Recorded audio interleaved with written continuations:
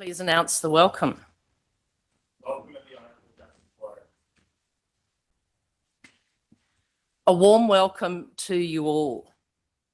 We're on the country of the people of the Kulin Nation, and the area where this court building is located is generally recognised as the country of the people of the Eastern Kulin Nation, whose traditional lands extend around Port Phillip and Western Port and up to the Great Dividing Range and the valleys of the Loddon and Goulburn rivers. On behalf of the judges, registrars and staff of the Federal Court, I offer our respects to the people of the Eastern Kulin Nation, to their ancestors and to their elders. I acknowledge the challenges facing the Australian community in our relationships with First Nations peoples, including how First Nations peoples are treated by the justice system. It's a delight to see so many people here today.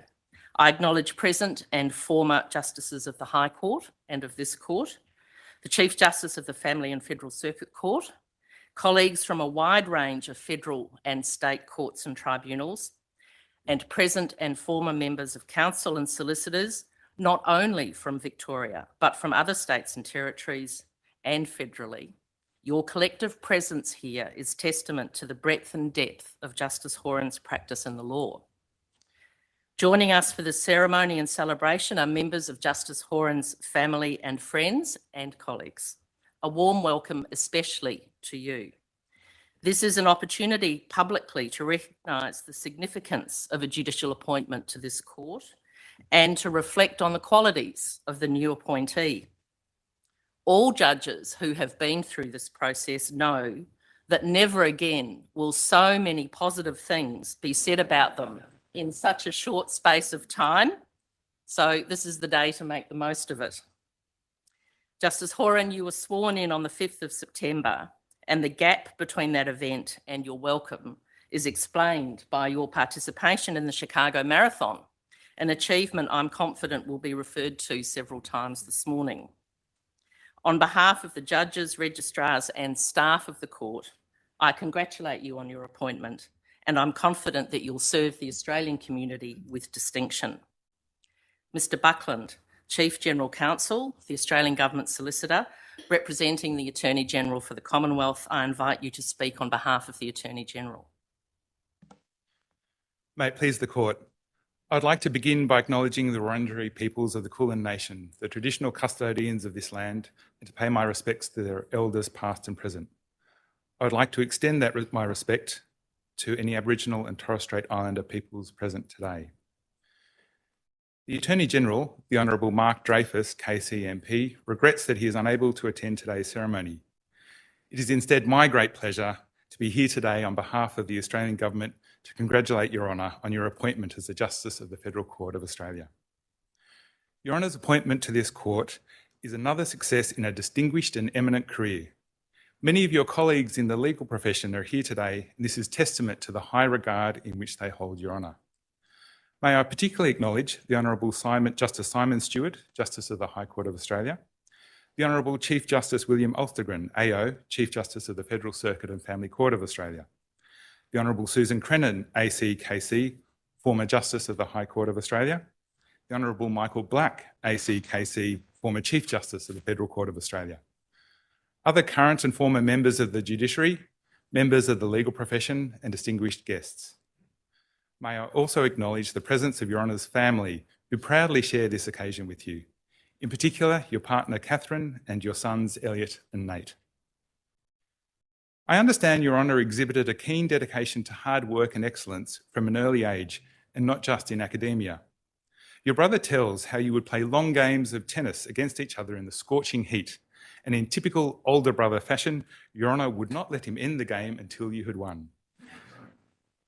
Your Honour completed your legal education at the University of Melbourne, graduating in 1990 with a Bachelor of Arts and Bachelor of Laws with honours. I am reliably told that during your university studies, you supported yourself by working at the Melbourne Arts Centre and Concert Hall as an usher, in what must have been a coveted job amongst your fellow arts students. Your Honour was admitted in the Supreme Court of Victoria in 1992. You completed your articles at Arthur Robinson and Hedowicks, now Allens, where you specialised in banking and finance. Your colleagues from this time remember Your Honour as a diligent and intelligent article clerk, always courteous to others and eager to learn. In 1993, Your Honour moved from Melbourne to Canberra to take up a position as Associate to the late Honourable Sir Gerard Brennan, AC, KBE, GBS QC, then Justice of the High Court, an experience I'm sure you will be drawing upon as part of your preparation for life on the bench. In 1994, Your Honour moved into the public service, where you would work for the next 7 years, first working in the Parliamentary Library and later in the Office of General Counsel in the Attorney General's Department Legal Practice, later the Australian Government Solicitor. You worked across various areas of specialty, including native title, constitutional law, and eventually as counsel assisting the then Commonwealth Solicitor General, Dr. David Bennett, AC, KC, who joins us here today. Your friends and colleagues from OGC pass on their congratulations on Your Honour's appointment. And there are some of us here today who fondly recall attending some excellent parties hosted by Your Honour. In 2000, Your Honour returned to Melbourne and joined the Bar. At the Bar, Your Honour specialised in administrative and constitutional law, as well as migration, revenue, native title, and commercial and equity matters. I'm told that during your early weeks as a reader, Your Honour was briefed by the Commonwealth in a migration case before the Federal Court. Opposite you, it turned out, was a silk. This was a challenge which Your Honour admirably rose to. And from there, Your Honour's contemporaries at the Bar noted that you quickly developed an impressive public law practice, appearing for the Commonwealth in numerous cases in the High Court, but also often appearing for litigants on a pro bono basis, particularly in migration law matters. In 2015, Your Honour was appointed a King's Counsel. In 2016, Your Honour's pro bono efforts culminated in your receipt of the Victorian Bar Pro Bono Trophy for your exceptional and ongoing commitment to pro bono work in constitutional administrative law. I'm confident Your Honour's clear commitment to the pursuit of justice will only continue to strengthen as a Justice of the Federal Court. It is with great pleasure that I now turn to speak to a few of the personal qualities that have placed you well for a distinguished career on the bench. Notwithstanding your busy schedule, your friends and family have all noted Your Honour's generosity of time and inclusive spirit, which gives you a well-balanced perspective on both life and the law. I'm told that Your Honour always makes time for family and friends. The preparation and determination that has served Your Honour so well in your legal career also speaks to one of your more impressive hobbies, running marathons. Indeed, your brother remarked that there are few high-profile marathons that Your Honour has not completed. I'm told that Your Honour has run marathons on the Gold Coast, in Melbourne, Berlin, Boston, New York and Tokyo. No doubt this training assisted you in another athletic feat when you climbed Mount Kilimanjaro, the highest mountain in Africa. And most recently, as the Chief Justice mentioned, prior to this ceremony, Your Honour travelled to America for yet another marathon in Chicago. It would be remiss of me not to mention one of your other great passions, and that is the Richmond Tigers. Your Honour's loyalty to your chosen AFL team has never wavered, and Your Honour has staunchly defended the Tigers throughout their years of bad luck, or, as I am told, Your Honour would prefer to say, total injustice. I'm sure the Attorney General, as a St Kilda supporter, would like me to convey some apprehension at this characterisation. Your Honour's unwavering lifelong support for your team has, however, paid off from time to time when Richmond has emerged into periods of more sustained success. I'm told Your Honour is proudly in possession of Jack Riewoldt's famed number 8 Tigers Guernsey, worn by him during his 10-goal haul against West Coast on 14th of June 2010. I'm told this Guernsey is proudly displayed on the wall of your chambers at the Bar. I'm sure Your Honour will continue to share your passion for the AFL with your judicial colleagues. Your Honour's appointment to this court acknowledges your commitment to the law and significant contributions and accomplishments in the legal profession. Your Honour takes on this judicial office with the best wishes of the Australian legal community, and it is trusted that you will approach this role with the exceptional dedication to the law that you've demonstrated throughout your career to date. On behalf of the Australian Government, I extend to you my sincere congratulations and welcome you to the Federal Court of Australia. May it please the Court. Thank you, Mr Buckland. Mr Dunning, President of the Australian Bar Association. Chief Justice Mortimer, Justice Horan, Justices of the Federal Court, distinguished guests. Justice Horan, it's my privilege and pleasure in equal measure on behalf of the Bar nationally to offer its congratulations on Your Honour's well-deserved appointment to this court and to thank you for the public service and commitment to public service that the acceptance of such an appointment requires. Your Honour joins a large and important national court with a busy and varied schedule. It has amongst its many tasks part of the process of bringing peace to our First Nations peoples, and it's an important role that the court fulfills. Your Honour has the skill and learning to fulfil that role with distinction. I indeed had the privilege of appearing against Your Honour when you were at the bar. Your Honour was delightful, Your Honour was incredibly competent, Your Honour was skilled, Your Honour was also successful, as I recall. And those early matters may take some of the mystery out of that. Your Honour has, over decades, demonstrated a sincere commitment to the attainment of justice and all of the finest traditions of the bar. Your Honour exemplifies them, in particular the important place the bar has in standing between the citizen and the state and ensuring that justice is done and is seen to be done and is as accessible as possible for all. No one gets to a day like today without the love and support of their family, and Your Honour has been fortunate to have that. However, Your Honour is a product of the Victorian Bar, and so today is very much Victoria's Day. And on that note, I'll pass to my friend, Mr. Hay, to speak on behalf of the Victorian Bar. Thank you, Mr. Dunning. May it please the Court. Mr. Hay, President of the Victorian Bar Association. May it please the Court. I appear on behalf of the Victorian Bar to congratulate Your Honour on your appointment to this important national court. I also acknowledge the traditional owners of the land on which we meet and pay my respects to their elders, past and present.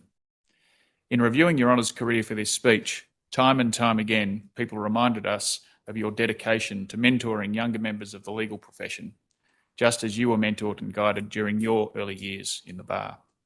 In quick succession, about a decade ago, you were mentor to Phil McAloon, Nawar Hassan, Alexander Solomon Bridge, James Forsyth, Spike Buchanan. A few months later, they claim, possibly in recognition of your dedication and determination to assist them, you were appointed Silk. Of course, you yourself were mentored by Melanie Sloss, later Melanie Sloss SC, a former chair of the Victorian Bar Council, and now Justice Sloss of the Supreme Court of Victoria. Some of her kindness and mentoring skills clearly rubbed off on you, just as being an associate to the Honourable Sir Gerard Brennan AC of the High Court benefited your wisdom. Alexander Solomon Bridge regards you as a wonderful mentor, not only during his formal period of readership, but throughout his time at the bar. Until recently, he had been a neighbour on the same floor of the chambers as Your Honour.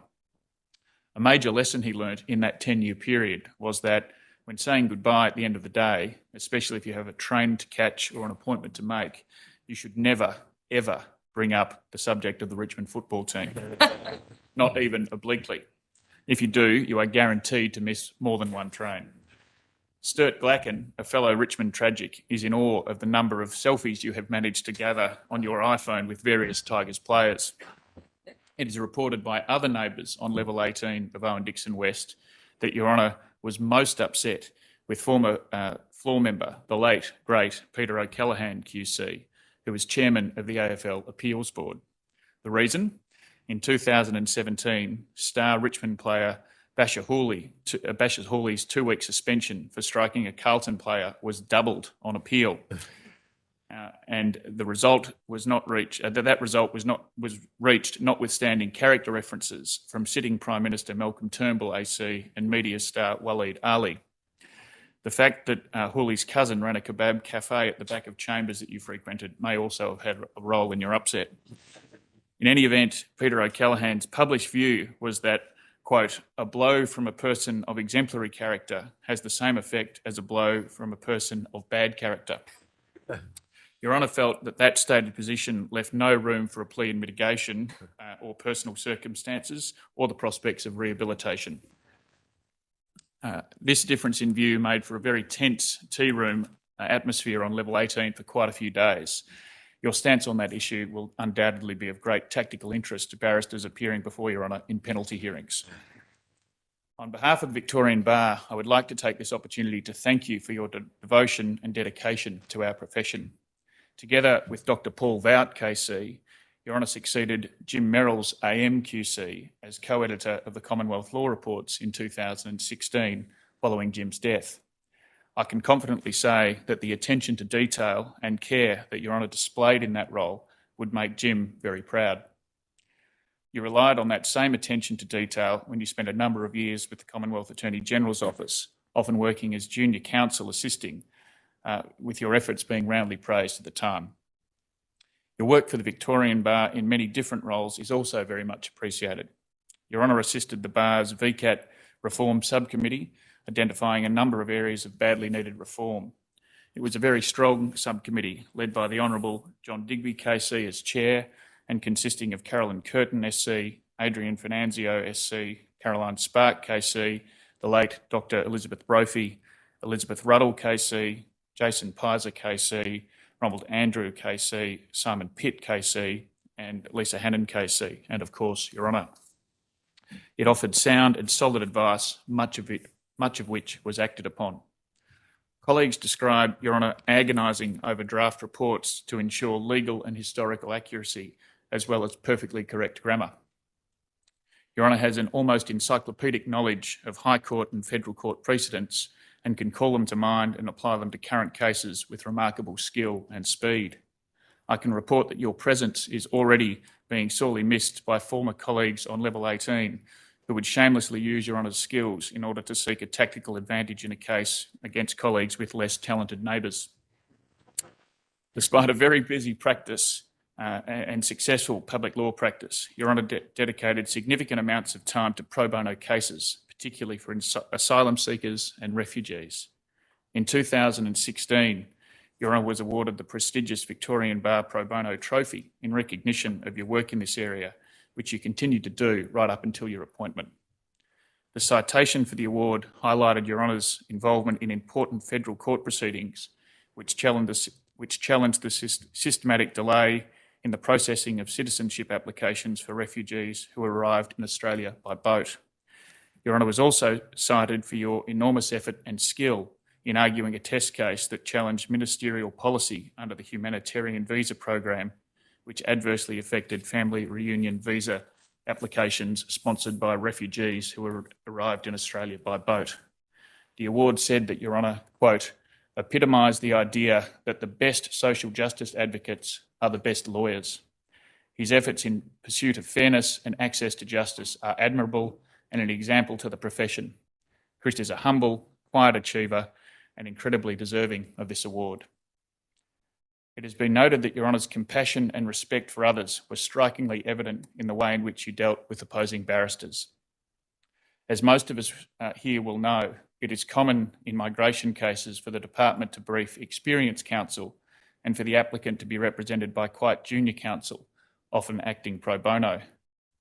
Although few counsel could claim to be more knowledgeable or experienced than Your Honour in this area, it is said by colleagues and opponents that you never used your standing at the bar to intimidate people. You always treated opposing counsel as respected equals, no matter how junior or inexperienced they were. That fact stands very much to Your Honour's credit. Other colleagues, while agreeing that you are an extremely talented constitutional and administrative lawyer, sometimes found your talent for arguing hair-splitting legal distinctions frankly annoying. The fact that Your Honour approaches these cases with unwavering enthusiasm was and is regarded as unnerving by some, particularly by mere commercial lawyers such as myself. I'm sure Your Honour will remember a taxation case concerning a cargo of humble garden hoses with clips to attach them to a tap. As it happens, the hoses and clips arrived in the same container but were not physically attached to each other. The applicable amount of tax turned on whether the cargo was to be classified as hoses and clips, that is, as two separate items, or as hoses with clips, being single composite items. Your Honour was described as, quote, completely in your element, as you argued for your client's point of view. I will pause here to note that it takes a very special sort of person, such as Your Honour, to go into a case with such enthusiasm. That case will no doubt be just another one studied very carefully by members appearing before Your Honour. They will be expecting cases often requiring great endurance.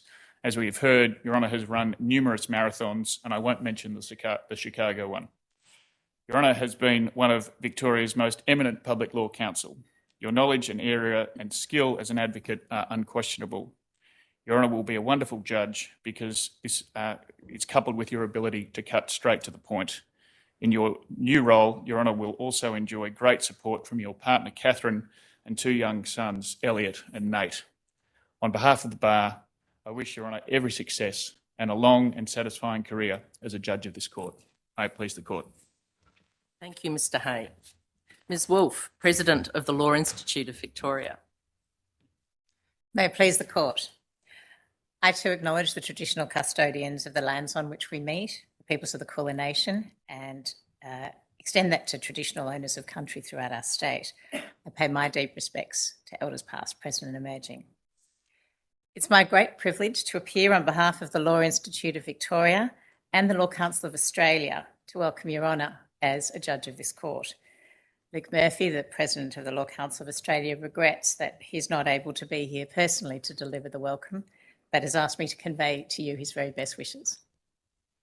As we've heard from my colleagues at the Bar, Your Honour has had a long and distinguished career as a barrister, since being called to the Bar in 2000 and taking silk in 2015. You started your legal career as a solicitor in 1992 at what was then Arthur Robinson Hedwicks. Following year, as we've heard, Your Honour has served as an associate to, as he was then Justice of the High Court, the late Honourable Sir Francis Gerard Brennan AC, KBEQC. You're a long-time reporter and senior reporter of the Commonwealth Law Reports, with your first head notes appearing in volume 2009, published in 2003. Your Honour worked for the Commonwealth Attorney General's Department, initially in the Office of General Counsel and later as Counsel assisting Solicitor General. This experience proved very helpful to those solicitors who later briefed Your Honour in questions of significant government policy. At the Bar, you acted in numerous high-profile matters, specialising in migration and revenue matters and administrative and Commonwealth and constitutional law. Your Honour was briefed by the Australian Government Solicitor, AGS, on behalf of the Minister for Immigration in all its incarnations, in almost 300 matters, many of which were urgent, complex, significant, or all of the above. Many of these were in the High Court, where Your Honour's preparedness to take on briefs in urgent and difficult matters endeared you to many AGS solicitors. Deputy Chief Solicitor Dispute Resolution for the AGS, Emily Nance, says her often was always assured of receiving excellent written submissions from Your Honour, many of which would arrive at all times of the day or night.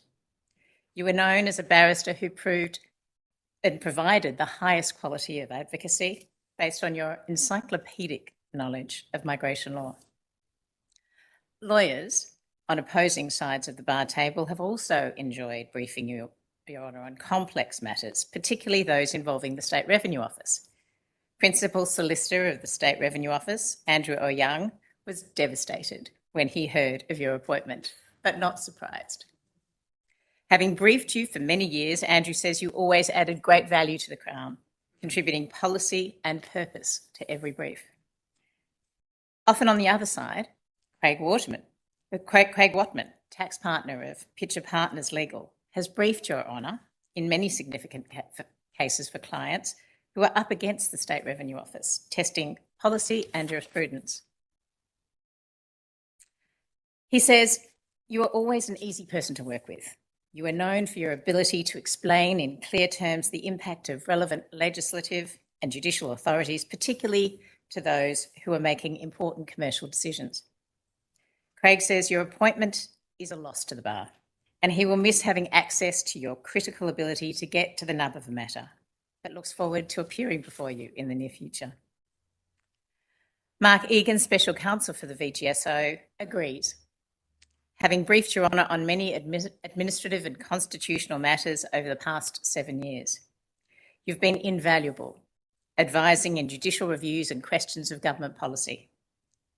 that were affecting the government and also key decision makers in this state.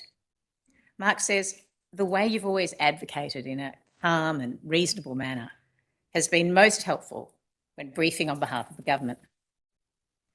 Maddock's partner, Mark Hayes, will also miss your collaborative style and approach when providing important legal advice to the Victorian Parliament in particular. During COVID, you provided invaluable advice, which allowed both houses to meet and vote on government business when some members were attending remotely. And just last year, you appeared as senior lawyer for the heads of both houses of Parliament on the doctrine of exclusive cognizance on a question of the extent to which courts could intervene in parliamentary matters.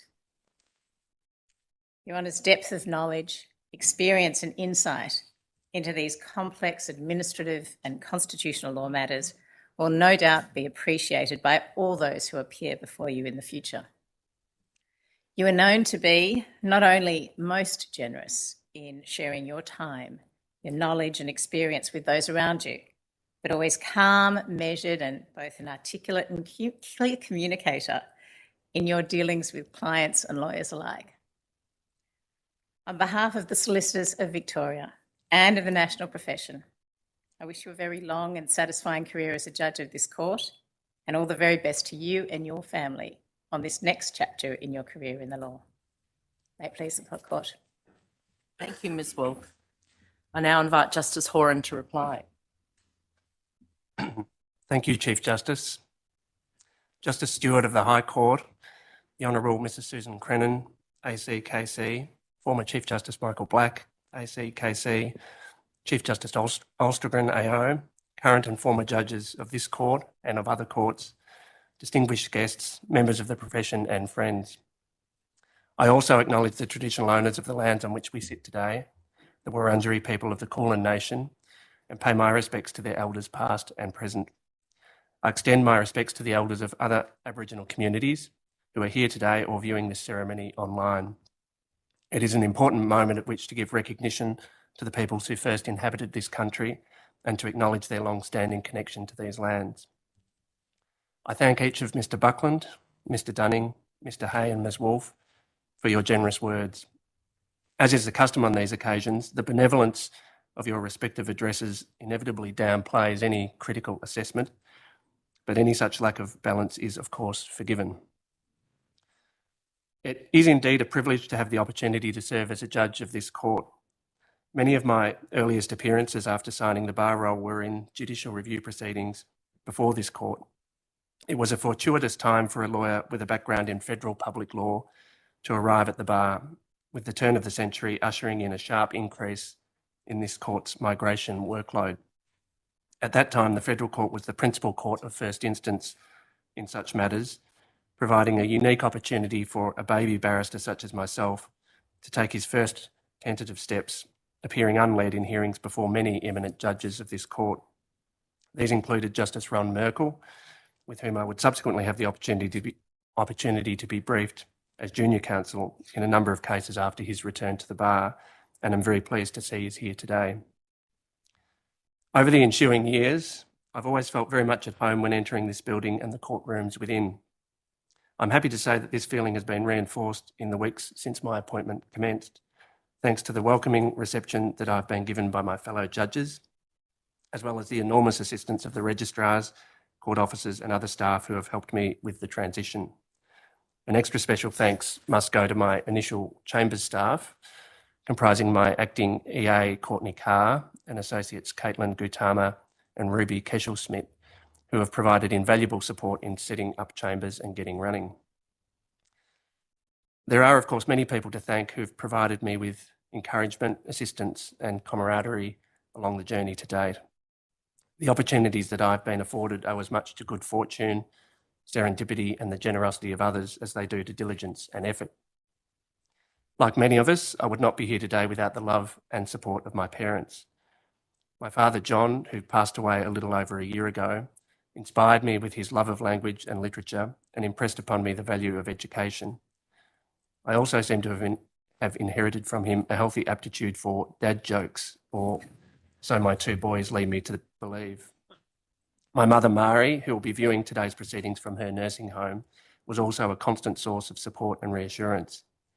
I'm glad that my brother Tim and his partner Sue are able to be here today, and I also remember my late brother Anthony. The stability of our close family unit was the bedrock upon which subsequent accomplishments were built. It was only a late change of university preferences over summer after completing HSC that resulted in me commencing my law degree at Melbourne University. It wasn't long, however, before I was engrossed and spending long hours in the law library alongside the old quad. For that, I am indebted to all of the teachers at the law faculty who fostered and guided my studies. In particular, Professor Ian Morgan was a committed and engaging lecturer, both in my first year and as coach of the Jessup International Law Meeting team towards the end of my degree. And Professor Cheryl Saunders, among others, who inspired and encouraged my interest in constitutional and administrative law, which has shaped the subsequent trajectory of my legal career. There was no better place to practice in public law than in the Office of General Counsel in Canberra. I had the privilege there of working with and learning from many fine government lawyers. These included Gavin Griffiths KC, then Commonwealth Solicitor General, Robert Orr KC, Henry Burmester KC, Peter Jeffrey, and the late George Watinsky QC. I'm very pleased to see my former OGC colleague, Mr. Andrew Buckland, here today representing the Attorney General. The intellectual discipline and breadth of experience that I absorbed during my time in Canberra has stood me in great stead in subsequent roles. I was also fortunate to spend 2 years working as counsel assisting to then Solicitor General of the Commonwealth, Dr. David Bennett KC, who I'm delighted has been able to travel down from Sydney to attend the proceedings today. In that period, I was not only exposed to the inner workings of appellate advocacy at its highest level, but I also learned the secrets of making an exceptionally dry martini, each of which has later proved to be highly useful. The genesis of my ambitions to become a barrister can perhaps be traced back to my time as a Judge's Associate to Sir Gerard Brennan at the High Court at the beginning of my sojourn in Canberra. Perhaps working for Sir Gerard also planted a seed with a somewhat longer gestation period in relation to the decision to take an appointment to judicial office. It goes without saying that Sir Gerard was an inspiration in terms of his intellect and legal expertise, but he was also a generous and kind mentor to all of his associates. My initial fears that working life at the bar would be hyper-competitive and ego-driven quickly proved to be unfounded. On the contrary, from the outset, I found the bar to be a supportive and collegiate environment, especially in the important early years of practice. My fellow readers in the September 2000 intake have been a continued source of friendship and camaraderie, transcending the broad and different areas of practice which we have each followed. I'm proud of our collective accomplishments, and I look forward to many more years of exchanging war stories and celebrating life events. As you have heard, I read with my mentor, Melanie Sloss, now Justice Sloss of the Supreme Court of Victoria, sharing her then rather small room on level 18 of Owen Dixon Chambers West, which was at that time the top floor of the building. The members of level 18 at that time included such luminaries as Peter O'Callaghan, Jack Fagenbaum, Charles Sherry and Jim Merrills, to name only a few. While this was rarefied company in which to commence practice as a barrister, the floor was always welcoming and provided a stimulating environment as well as a comprehensive law library at a time before online resources became readily accessible. I particularly benefited from working with Jim Merrills, both as a reporter for the Commonwealth Law Reports and as junior counsel in a range of state revenue cases. His training and guidance were invaluable, in addition to his unique repository of knowledge and anecdotes about the bar and its history. When my readership period concluded, I left level 18 to find my own room. I eventually took a room in Joan Rosenove Chambers next door to Stephen O'Mara, now Justice O'Mara of the Victorian Supreme Court. It wasn't long before I had been conscripted into playing for his long-running indoor soccer team. That was the start of a friendship which has endured long after we each moved to different floors and now to different courts. This is a testament to the way in which the Chambers system can enliven relationships between barristers with different fields of practice but common interests who might not otherwise have crossed paths. When the opportunity arose, I rejoined level 18, where I have chaired chambers over the last 15 or more years. Over that time, the floor has been regenerated, both in its membership and more recently in its physical appearance. I've been fortunate to have had the support of two incredibly capable executive assistants, Rita Salanitri and Tracy McLean. I greatly enjoyed my time as a member of that floor and I'm slightly sorry to be leaving in the midst of its renewal. I was fortunate to have several readers, and I thank each of Louise, Noir, Phil, James, Alex and Spike for putting up with me and for sharing your insights and perspectives. I will continue to follow your professional and personal achievements with ongoing interest. I've been led by wonderful senior counsel and have worked with many talented juniors. There are too many to name, and you must forgive me for not singling out any particular individuals. I also thank the instructing solicitors with whom I've formed productive relationships and for whose loyalty and dedication I am eternally grateful. The independent bar could not exist without the support of the solicitors branch of the profession, who are indispensable to the proper and efficient conduct of litigation before the courts. In my own case, I make special mention of my instructors at the State Revenue Office, who have continued to brief me in interesting and challenging matters from my earliest days at the bar. I also thank those solicitors practicing in the government, migration and human rights areas with whom I have worked, whether with the various government panel firms or with law firms on the applicant side of the record. I express my gratitude to my former clerks, first Glenda McNaught, who accepted me onto List G when I commenced at the bar, and following her retirement, Jane King as the CEO of List G Barristers, along with all the dedicated staff who have worked in the clerk's office over the years. To everyone who's done me the honour of attending this ceremonial sitting today, both members of the profession and others, I give my sincere thanks. It's wonderful to see several long-standing friends from my university days who are able to be here to share the occasion. Finally, and most important of all, I come to my family. To Catherine, words cannot express how much I appreciate everything that we have done together, and in particular your support for all of my endeavours, both in my career and in my other pursuits. You have often had to make sacrifices to enable me to reach my goals, and for that I am most grateful. To my parents-in-law, Marjorie and Jim, thank you for all that you do for our family and for stepping in when needed to enable life to run more smoothly. And to Nate and Elliot, you give meaning to the daily travails of work. I'm very proud to see you growing into fine young men, and I hope that you are enjoying your day in court. As Catherine Wells knows, and to her occasional frustration, I'm sometimes prone to drawing comparisons between significant life events and the trials of marathon running. Nevertheless, I'm going to indulge myself again on this occasion. It's often said in relation to marathons that the race begins at mile 20, which for those who need an explanation is just over 6 miles or 10 kilometres before the finish. It is in that final important stage that the real challenges are faced and many real truths come to light. On occasions such as today, there is an understandable focus on past career milestones and achievements to date, but I'm also looking forward to the many challenges and insights that lie ahead, and I will do my best to keep on running. Thank you again. Thank you, Justice Horan. The court will now adjourn.